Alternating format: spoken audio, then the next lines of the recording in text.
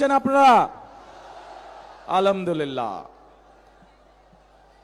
প্রিয় উপস্থিতিবৃন্দ, প্রিয় ভাই ও বোনেরা, আজ আমরা এখানে একত্রিত হয়েছে নির্বাচন উপলক্ষে। কোন নির্বাচন?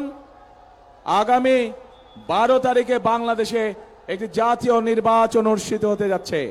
সেই নির্বাচনে এই মাঠে উপস্থিত প্রত্যেকটি ভাই বোন সহ সমগ্র বরিশাল বিভাগ সহ সমগ্র বাংলাদেশের প্রায় 13 কোটি ভোটার সেই নির্বাচনে ইনশাল্লাহ ভোট প্রদান করবে। প্রিয় ভাই বোনেরা, এই যে মঞ্চের সামনে আমার এখানে কিছু মানুষ বসে আছেন, এই মানুষগুলো গুম, খুন, জুলাই আন্দোলনে যে শহীদ হয়েছে সেই পরিবারের সদস্যবৃন্দ।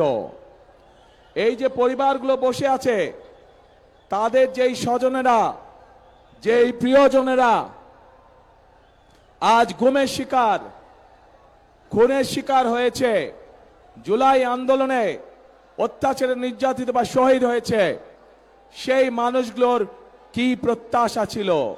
সেই মানুষগুলোর প্রত্যাশা ছিল এই বাংলাদেশের মানুষ তাদের যে অধিকার, যেই অধিকারকে বিগত 16 বছর ধরে ছিনিয়ে নেওয়া হয়েছিল, ভোটের অধিকার, কথা বলার অধিকার, সেই অধিকারকে জনগণের জন্য লড়াই করে আনতে গিয়ে এই মানুষগুলো হত্যার শিকার হয়েছে, গুমের শিকার হয়েছে, খুনের শিকার হয়েছে।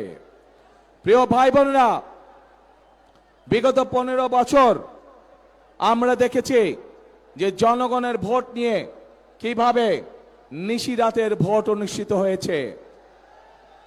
আমরা দেখেছি জনগণের ভোটের অধিকার কেড়ে নিয়ে কিভাবে আমির দামির নির্বাচন করা হয়েছিল তথাকথিত নির্বাচনের নামে, মনে আছে আপনাদের?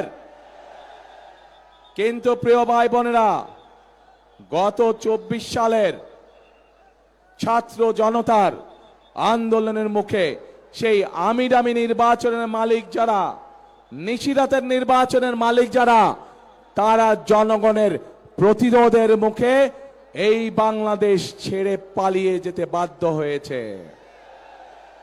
এখন এই বাংলাদেশ হচ্ছে জনগণের বাংলাদেশ।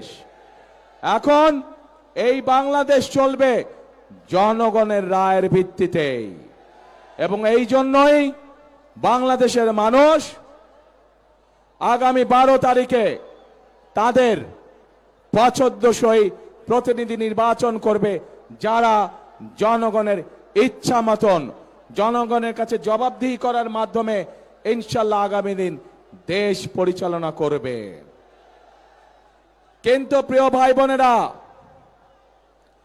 5ই আগস্টের পরবর্তীতে আমরা আশা করেছিলাম যে 5ই আগস্টের পূর্বে সেই যে স্বৈরাচার, যারা জনগণের ভোটের অধিকার, কথা বলার অধিকার কেড়ে নিয়েছিল, তারা যেই ভাষায় কথা বলতো জনগণকে, বিভিন্ন বাংলাদেশের